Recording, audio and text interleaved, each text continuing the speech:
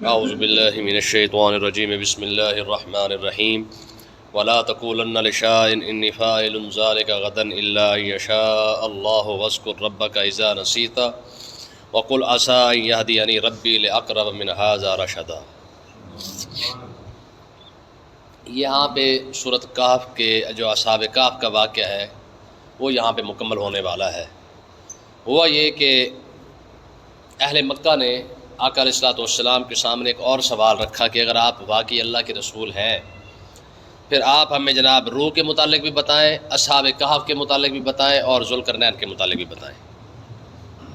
یعنی بات وہی ہے نا کہ ایک سوال پوچھ لینا، جب اس کا جواب مل جاتا تو پھر کہتے کہ یار کوئی ایسا سوال پوچھے جو نہ آتا ہو۔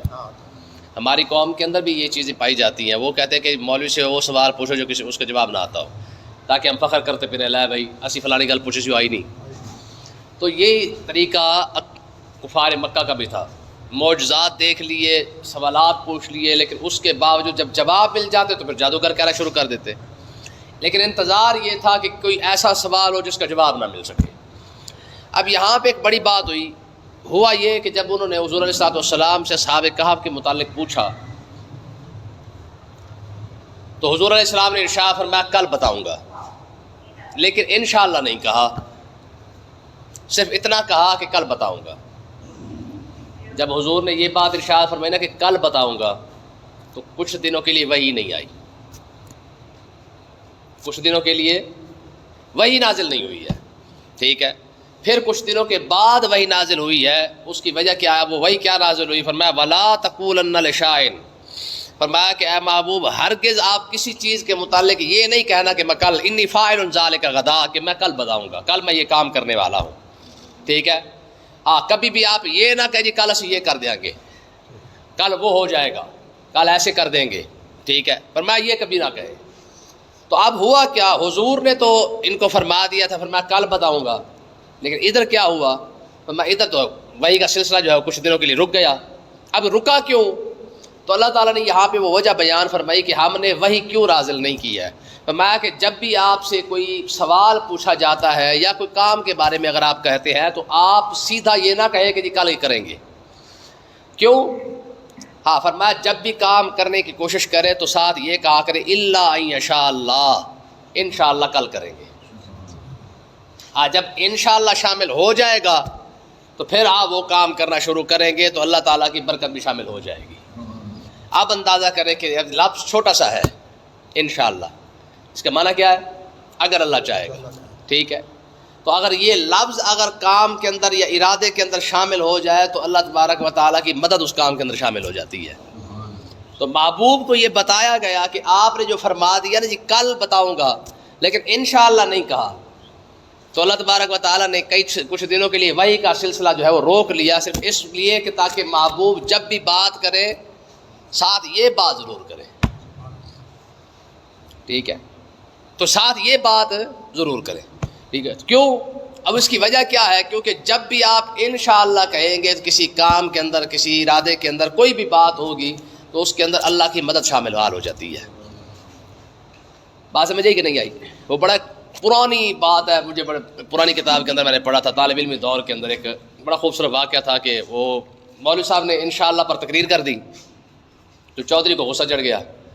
اس نے کہا جی ہر بات پہ انشاءاللہ کہنا ضروری نہیں ہے، آپ ایسے کہتے تھے انشاءاللہ کہنا چاہیے جی۔ تو ہوا کیا؟ رات کو چودھری کے گھر چور آ گئے، سارا کچھ اٹھا کے لے گئے۔ سویرے چودھری آیا، اس نے کہا جی میں نماز پڑھ کے گیا، انشاءاللہ جیسے نماز پڑھ کے میں گھر پہنچا انشاءاللہ میں سو گیا، اور جیسے انشاءاللہ میں سویا رات کو انشاءاللہ چور آ گئے اور سارا کچھ میرا انشاءاللہ چوری کر کے لے گئے، ٹھیک ہے۔ اب میں انشاءاللہ جا رہا ہوں اس کی درخواست دینے کے لیے، انشاءاللہ اللہ نے چاہا تو چور پکڑ جائیں گے، ٹھیک ہے جی۔ اس نے کہا پھر چور کی شاباش ہے جس نے تجھے انشاءاللہ متھے چڑھا دیا، وغیرہ میری تقریر پر تجھے ساری کوئی نہیں ہوا ہے۔ میں نے کہا بھائی یہ شاباش سے پھر کیا ہے؟ یہ چور کوئی شاباش ہے بھائی، ٹھیک ہے۔ کل میں نے تقریر کی انشاءاللہ پر تو وہ تو تجھے پسند نہیں آئی ہے، ٹھیک ہے۔ پھر یہ چور کوئی شاباش ہے کہ کم سے کم اور کچھ نہ صحیح تیرا سامان تو لے ہی گیا، ساتھ تیری زبان پہ انشاءاللہ چڑھوا گیا ہے، ٹھیک ہے۔ تو مطلب کیا ہے کہ اللہ تعالیٰ نے ارشاد فرمایا محبوب جب بھی کوئی کام کریں کبھی بھی آپ یہ نہ کہیں جی کل کریں گے یا ابھی کرتے ہیں یا کر لیں گے، نہ، فرمایا جب بھی بات کریں ساتھ انشاءاللہ ضرور کہیں۔ اور آگے دیکھیں فرمایا واذکر ربک اذا نسیت، فرمایا محبوب جب بھی آپ اپنے رب کو یاد کریں، جب بھول جائے جب یاد آ جائے پھر اپنے رب کو یاد کریں۔ اب یہ حکم عام ہے، مطلب کیا ہے اس کا کہ جب بھی آپ بھول جائیں اللہ کا نام لینا، مثال کے طور پر کوئی بندہ کام کر رہا ہے لیکن انشاءاللہ کہنا بھول گیا ہے، تو اللہ تعالیٰ کیا فرمایا؟ فرمایا واذکر ربک، فرمایا جب یاد آ جائے پھر کہہ لینا۔ یعنی انشاءاللہ کی اتنی بڑی اہمیت ہے، ٹھیک ہے، کہ اگر بھول بھی گیا ہے تو کب تک کہہ سکتا ہے؟ فرمایا کہ حضرت غالباً عبداللہ ابن عباس رضی اللہ تعالیٰ عنہ فرماتے ہیں، وہ فرماتے ہیں کہ جب یاد آ جائے تب کہہ لو۔ کسی نے پوچھا کہ یاد آنے کی مدت کتنی ہے؟ آپ فرماتے ہیں کہ 1 سال تک اس کی مدت ہے۔ حضرت عبداللہ ابن عباس نے کیا فرمایا؟ 1 سال تک، یعنی اگر کسی نے کہا نا یار کہ میں فلانا کام میں کراں گا لیکن انشاءاللہ کہنا بھول گیا ہے، تو اب وہ حضرت عبداللہ ابن عباس سے پوچھا کہ جی کب اگر یاد آ جائے تو پھر جو ہے وہ انشاءاللہ کہہ لے۔ فرمایا اگر 1 سال بعد بھی اسے یاد آنا کہ او پچھلے سال میں نے کہا تھا یہ کروں گا لیکن انشاءاللہ نہیں کہا تھا، تو میں سال بعد بھی کہہ لے تب بھی اللہ تعالیٰ کرم فرما دے گا، ٹھیک ہے۔ اب دیکھیں کتنی بڑی بات ہے یار ہم چھوٹے چھوٹے الفاظ ہوتے ہیں ہم ان کی اہمیت کو کچھ نہیں سمجھتے ہیں، ٹھیک ہے۔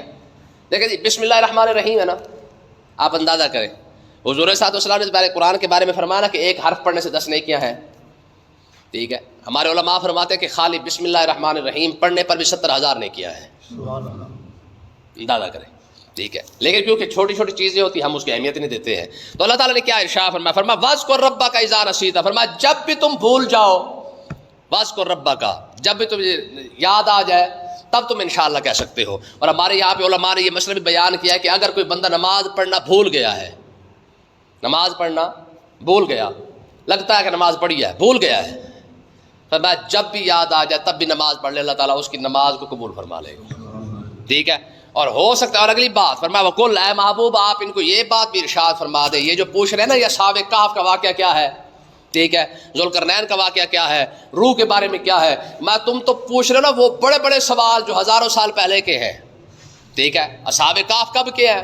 سینکڑوں سال پہلے کے ہیں، ٹھیک ہے۔ ذوالقرنین بھی سینکڑوں سال پہلے کا ہے۔ روح کے متعلق جو سوال جو مشکل ترین سوال ہے وہ پوچھ رہے ہو، تو اللہ تعالیٰ نے ارشاد فرمایا قل، اے محبوب آپ ان کو فرما دیں بڑے بڑے وہ دور کے سوال پوچھنے کی ضرورت نہیں ہے، عسیٰ ان یہدینی ربی لاقرب من ھذا رشدا، ان قریب اللہ تعالیٰ مجھے اس سے بھی زیادہ قریب کی جو ہے وہ راہ کی ہدایت عطا فرما دے گا۔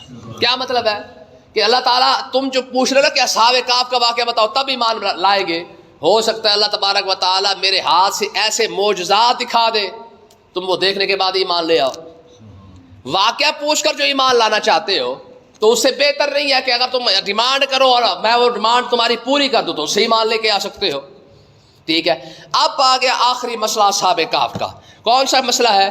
وہ جو ان کے رات گزارنے کی یعنی جو ان کے سونے کی جو مدت تھی وہ کتنی ہے۔ اب اس کے بارے میں قرآن نے ارشاد فرمایا وَلَبِثُوا فِي كَهْفِهِمْ، جو صحیح ترین مدت ہے ان کے اصحاب کہف کے سونے کی وہ کیا ہے؟ وَلَبِثُوا فِي كَهْفِهِمْ، وہ اپنے غار کے اندر ٹھہرے رہے 300 سنین، 300 سال، کتنے؟ اور وَازْدَادُوا تِسْعًا، اور 9 سال اور زیادہ، کتنے؟ 300 اور 9 سال۔ مطلب کیا ہے؟ یہاں پہ عیسائیوں نے اعتراض کیا، انہوں نے کہا جی ہم تو 300 سال کہتے ہیں، 9 سال کی کون سا فرق پڑتا ہے؟ فرمایا نہ، اللہ تبارک و تعالیٰ نے ارشاد فرمایا تم پورے 9 سال نکال رہے ہو، یا تو رات کا بھی فرق پڑ جاتا ہے، ٹھیک ہے۔ تو اللہ تعالیٰ نے ارشاد فرمایا جو ان کے سونے کی جو صحیح ترین مدت ہے وہ کتنے سال ہے؟ 309 سال، اور اس کو قرآن نے خود ہی بیان فرما دیا۔ میں پھر آگے ارشاد فرمایا محبوب آپ ان کو بتا دے کہ سونے کی جو مدت ہے وہ 309 سال ہے، 300 سنین 300 سال، اور آگے فرمایا وَازْدَادُوا تِسْعًا، آگے 9 سال اور، ٹھیک ہے، یعنی 309 سال بن گئے۔ لیکن پھر بھی آپ ارشاد فرما دے قل، آپ ارشاد فرما دے اللہ اعلم بما لبثوا، میں اللہ ہی بہتر جانتا ہے کہ وہ کتنا عرصہ ہی وہاں پہ ٹھہرے رہے ہیں۔ لیکن قرآن خود تصدیق کر رہا ہے کہ وہ 309 سال ٹھہرے رہے، ٹھیک ہے۔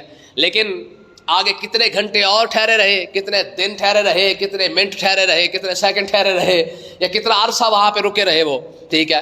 میں اگر اگلے جو مطلب ہے کہ کیونکہ یہاں پہ سال بیان کیے گئے ہیں، مہینے اور ہفتے بیان نہیں کیے گئے، میں کہ باقی جو مہینوں کا یا ہفتوں کا کوئی حساب کتاب بچ بھی گیا ہے تو قل اللہ اعلم بما لبثوا، پھر اللہ ہی اس کے بارے میں بہتر جانتا ہے۔ یہ وضاحت کہیں نہیں ملتی ہے کہ 309 سال کے بعد کتنے مہینے اور تھے، یا 9 سال سے کم تھے یا زیادہ تھے، یا ہفتے زیادہ تھے یا دن زیادہ تھے یا مہینے زیادہ تھے، یہ وضاحت نہیں کی گئی ہے، بس اتنا ہی کہا گیا ہے کہ جناب کیا ہے 309 سال سوئے رہے ہیں۔ لیکن اگلا اشارہ بتا رہا ہے کہ اس کا مطلب یہ ہے کہ 309 سال پورے نہیں ہے، کم ہو سکتے ہیں تھوڑے سے، یعنی سال کم نہیں، مہینے ہو زیادہ ہو سکتے ہیں یا مہینے زیادہ بھی ہو سکتے ہیں، کیونکہ اس کے بارے میں آگے ارشاد فرمایا جا رہا ہے کہ اللہ ہی بہتر جانتا ہے وہ کتنا عرصہ ٹھہرے رہے ہیں۔ ہو سکتا ہے وہ 309 سال کے کچھ مہینے بعد اٹھے ہو سکتا ہے کم اٹھے ہوں، لیکن اگر کوئی کمی بیشی ہے بھی صحیح تو وہ کیا ہے، وہ اللہ ہی بہتر جانتا ہے۔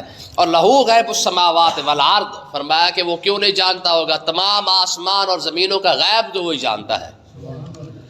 جب تمام آسمانوں اور زمینوں کا غیب ہی وہی جانتا ہے، اب صرف ہی واسمے، فرمایا کہ وہ کتنا ہی زبردست دیکھنے والا ہے اور کتنا ہی زبردست سننے والا ہے، ٹھیک ہے، اس سے بہتر دیکھ کوئی نہیں سکتا، اس سے بہتر سن کوئی نہیں سکتا ہے۔ فرمایا کہ یہ رب بھی بہتر جانتا ہے وہ کتنے دیر ٹھہرے رہے ہیں۔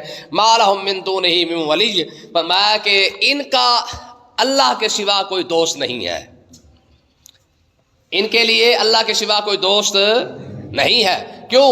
وجہ کیا ہے کہ یہ جو اب پوچھنے آئے ہیں سوال تو پوچھ بیٹھے ہیں، جواب بھی مل گیا ہے، لیکن اب بھی اگر یہ توحید کی طرف یا ایمان نہیں لاتے ہیں تو پھر یاد رکھیں اللہ کے سوا پھر مددگار کوئی نہیں ہے۔ اب بھی ان کے پلے کچھ نہیں پڑا تو پھر ان کا اللہ ہی حافظ ہے۔ ولا یشرک فی حکمہ احدا، اور اللہ کے حکم کے اندر کوئی اس کا شریک بھی نہیں ہے۔ وہ جو حکم کر دے کوئی یہ نہیں کہہ سکتا نہیں نہیں نہیں انج نہیں ہونا، انج کرنا ہے، کوئی اس کو چون چرا سوال ہی پیدا نہیں ہوتا۔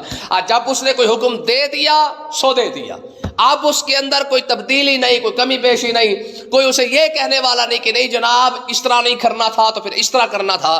ولا یشرک فی حکمہ احدا، جب وہ کوئی حکم فرما دیتا ہے، کون کہہ دیتا ہے تو پھر کون کے ساتھ سب کچھ ہو جاتا ہے، پھر درمیان میں ٹانگ اڑانے والا کوئی نہیں ہے، ٹھیک ہے، یہ اس کی ذات ہے۔ اور آگے اللہ تعالیٰ نے اپنے محبوب کو کیا ارشاد فرمایا، یہ آخری اصحاب کہف کے معاملات چل رہے ہیں، میں محبوب وَاتْلُ، آپ کا کام یہ ہے ما اوحی الیک، جو ہم نے آپ کی طرف وحی فرمائی ہے نا، کیا من کتاب رب کا، رب نے اپنے کتاب کی جو وحی آپ کی طرف فرمائی ہے، وَاتْلُ، آپ پڑھ پڑھ کر سناتے رہیں،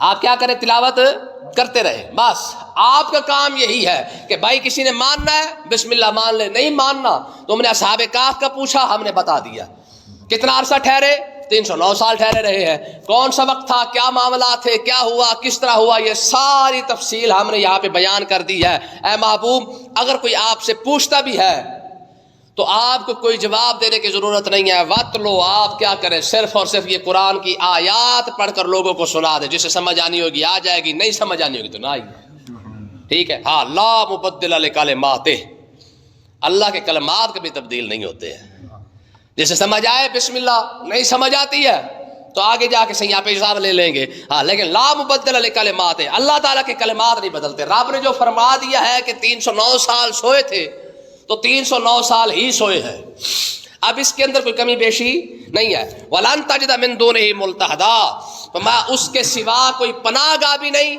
نہ کسی کے لیے نہ کوئی پناہ گاہ ہے، نہ اس کے الفاظ، اس کے کلمات، اس کے حکم تبدیل ہوتا ہے، ٹھیک ہے، جب وہ کوئی حکم کر دیتا ہے وہ ہو کے رہتا ہے۔ اور اگر کوئی شخص سمجھتا ہے کہ رب سے کوئی اور بندہ اسے پناہ دے لے، میں دنیا کے اندر کیا پوری کائنات کے اندر بھی رب کے سوا کوئی پناہ نہیں دے سکتا ہے، ٹھیک ہے، یعنی اس سے بڑی کوئی بات ہو سکتی ہے؟ دیکھیں نا، قرآن پڑھنے سے پہلے ہم کیا کہتے ہیں، اعوذ باللہ، ٹھیک ہے، کہ پروردگار، کیونکہ شیطان مجھ سے بڑا طاقتور ہے، دشمن بھی ہے، طاقتور بھی ہے، روبدار بھی ہے، چال باز بھی ہے، مکار بھی ہے، اب اس سے بچنے کی جو پناہ ہے وہ صرف اور صرف وہی ہو سکتا ہے جو شیطان سے زیادہ طاقتور ہو، وہ رب کی ذات ہے، ٹھیک ہے، حالانکہ بسم اللہ بھی بعد میں آ رہی ہے، الحمدللہ بعد میں آ رہی ہے، قرآن بعد میں ہے، تو میں پہلے اس خبیث سے پناہ تو مانگ، رب کی پناہ میں تو آ، وگرنہ قرآن پڑھتے پڑھتے تجھے گمراہ کر دے گا۔ حالانکہ دیکھے نا، بندہ پڑھ قرآن رہا ہے لیکن پناہ مانگ رہا ہے رب کی، کس سے؟ شیطان سے، کہ مالک اس سے مجھے بچا کے رکھ، ہو سکتا ہے قرآن پڑھتے پڑھتے گمراہ نہ ہو جاؤں۔ کیوں کہا کہ پہلے اعوذ باللہ من الشیطان الرجیم، پہلے اس مردود سے بچ، پہلے میری پناہ میں آ، ایسا نہ ہو کہ تو قرآن سمجھتا ہو، سمجھ رہا ہو، پڑھ رہا ہو اور پڑھتے پڑھتے تجھے گمراہ کر دے. کتنی بڑی بات ہے. مسئلہ سمجھ آیا کہ نہیں آیا؟ کیوں ہم اعوذ باللہ پہلے پڑھتے ہیں؟ کیوں اعوذ باللہ کو پہلے رکھا گیا ہے؟ کیونکہ قرآن کے اندر کئی مسائل ایسے آ جائیں گے جو سمجھ سے بالا تر ہوں گے. دلوں بھی کثیرہ ہوں، یادی بھی کثیرہ. ہمارے ٹک ٹاک رہی ہے نا، لوگ ٹک ٹاک پہ چلاتے ہیں. وہ کہتے ہیں جس دن لوگوں نے قرآن ترجمے کے ساتھ پڑھنا شروع کر دیا اس دن سارے کے سارے پیر اور مولوی جناب والا وہ مزدوری کرتے نظر آئیں گے. اندازہ کرو ہے اس دن جناب والا کمال ہو جائے گا. ساری دنیا جناب والا قرآن کو سمجھ. قرآن کسی کے باپ کو سمجھ نہیں آتا، یہ یاد رکھیں. قرآن کسی کا باپ قبروں سے بھی اٹھ کے آ جائے نا کہ قرآن خود سمجھنا چاہے، سوال ہی پیدا نہیں ہوتا ہے. میں آپ کو بڑی موٹی مثال دیتا ہوں. اگر قرآن ڈائریکٹ کسی کو سمجھ آتا تو صحابہ کرام کو سمجھ آتا، پھر حدیث کی ضرورت نہ پڑتی. صحابہ کرام کو ڈائریکٹ قرآن سمجھ نہیں آیا. ایک حدیث کہتے ہیں جب قرآن جس نے قرآن ترجمے کے ساتھ پڑھنا شروع کر دیا اس دن اخیر ہو جائے گی. قرآن تو چھوڑے، ٹھیک ہے، مالک یوم الدین کا ترجمہ کسی کو سمجھ نہیں آتا ہے. بات سمجھ آ رہی کہ نہیں آ رہی ہے؟ ٹھیک ہے. اس لیے میں موٹی سی مثال دیتا ہوں. صحابہ کرام عربی، ٹھیک ہے، حضور کا زمانہ پانے والے، لیکن ڈائریکٹ قرآن تو ان کو سمجھ نہیں آیا ہے. صحابہ کو سمجھانے کے لیے رب نبی بھیج رہا ہے. یہ ٹک ٹاکری کہتی ہے جس نے قرآن ڈائریکٹ پڑھ لیا بس اس طرح اخیر ہو جائے گی. حالانکہ صدیق اکبر بھی عربی، فاروق اعظم، مولا علی، عثمان غنی، بڑے بڑے سیانے لوگ، ٹھیک ہے، انہیں قرآن ڈائریکٹ سمجھ نہیں آیا. ان کو سمجھانے کے لیے نبی آیا ہے. بھائی دیکھیں میری بات سنیں، ہمارے پاس تو نبی نہیں ہے، ہم تو 1400 سال پیچھے بیٹھے ہوئے ہیں. جنہوں نے نبی کو ڈائریکٹ دیکھا وہ تو صحابہ کرام ہے، اور وہ بھی 1400 سال پہلے ہے. انہیں قرآن سمجھ نہیں آیا، حالانکہ ان کے زمانے میں نازل ہو رہا ہے، ان کی زبان میں نازل ہو رہا ہے، ان کے محلے ان کے علاقے میں نازل ہو رہا ہے. اس کے باوجود قرآن کو سمجھنے کے لیے صحابہ کرام کو نبی کے در پہ بیٹھنا پڑا ہے. ٹھیک ہے. جب صحابہ کو ڈائریکٹ قرآن سمجھ نہیں آیا، یہ لوسی کہتا ہے جی ترجمے کے ساتھ جس دن مولویوں سے پڑھ لیا نا اس دن جناب سارے پیر فارغ ہو جائیں گے، سارے مولوی فارغ ہو جائیں گے. اور آگے سے ہماری قوم کہتے ہیں ہاں گل باقی ٹھیک ہے بھائی، جنہیں ترجمے نال پڑھ لیا اخیر ہو جائے گی. مجھے آپ بتائیں ترجمے کے ساتھ کو پڑھ کے دکھا دیں. ترجمہ آپ کے گھر موجود ہو، ترجمہ چھوڑے تراجم موجود ہو، یعنی کئی ترجمے آپ کے پاس پڑے ہوئے ہوں، خدا کی قسم کوئی ایک بندہ ذاتی طور پر کوئی بندہ ترجمہ پڑھ ہی نہیں سکتا ہے. ٹھیک ہے، یہ مسئلہ یاد رکھیں. آپ کے پاس ترجمہ پڑھا ہو، آپ کے پاس جناب والا جتنے مرضی تفسیریں پڑھی ہوں، آپ گھر کے اندر تفسیریں منگوا کے رکھ لیں، گھر کے اندر ترجمے رکھ لیں، اس کے باوجود آپ کو قرآن کا ترجمہ سمجھ نہیں آئے گا. ٹھیک ہے. بخاری شریف ہے نا، بخاری شریف، آپ بخاری شریف گھر میں رکھ لیں اور اس کے بعد بخاری شریف کے 20 ترجمے منگوا کے ساتھ رکھ لیں اور خود پڑھنا شروع کر دیں. کسی کے باپ کو بھی سمجھ نہیں آتی بخاری. اس کی کئی ساری مثالیں موجود ہیں. مثلا سب سے موٹی مثال ہے کہ جو آج کل ہمارے فرقوں کے اندر بھی اختلاف پڑا ہوا ہے. دیوبندی وہابی کہتے ہیں حضور کے پاس علم غیب نہیں، بریلوی کہتے ہیں علم غیب ہے. اب قرآن کے 2 آیتیں موجود ہیں. ایک جگہ پہ لکھا ہوا ہے عالم الغیب فلا یظہر علی غیبہ احد الا من ارتضی من رسول، رب اپنے رسولوں کو غیب عطا فرماتا ہے. ٹھیک ہے. دوسری قرآن کی ہی آیت موجود ہے جس میں رب فرما رہا ہے لا اقول لکم عندی خزائن اللہ ولا عالم الغیب ولا اقول لکم انی ملک، کہ اللہ تعالیٰ کسی کو علم غیب نہیں دیتا. اب کوئی مولوی کے بغیر یہ ترجمے پڑھ کے دکھا دے. سمجھ آ رہی ہے کہ نہیں آ رہی؟ اب میں آپ کو تھوڑے سے اختلافی باتیں بتا رہا ہوں. بریلوی کہتے ہیں حضور نور ہے، قرآن پڑھ کے بتاتے ہیں کہتے ہیں قد جاءکم من اللہ نور، اللہ تعالیٰ نے اپنے محبوب کو نور بنایا. ساتھ ہی وہابی دیوبندی نے کہا انہوں نے قل انما انا بشر مثلکم، دونوں قرآن کی آیت ہے کہ رب نے فرمایا کہ محبوب آپ فرمایا کہ میں تو تمہاری طرح انسان ہوں. بات سمجھ آ رہی کہ نہیں آ رہی؟ اب دونوں قرآن کی آیتیں ہیں. اب یہ مسئلہ یا تو علماء سمجھا سکتے ہیں یا علماء کے پاس پڑھنے والا سمجھ سکتا ہے.